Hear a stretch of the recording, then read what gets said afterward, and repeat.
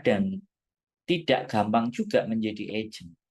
Karena agent ini kan banyak.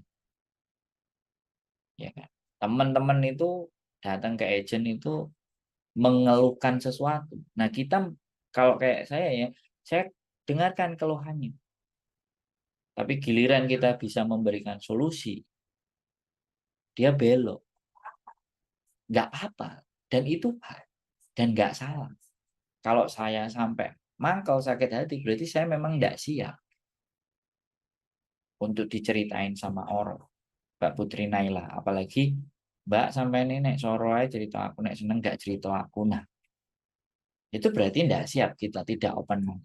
Kalau kalau orang itu baik dan banyak duitnya, itu memang nggak cuma sama kita aja. Sama siapapun itu bisa jadi nggak ingat. Bahkan sama Gus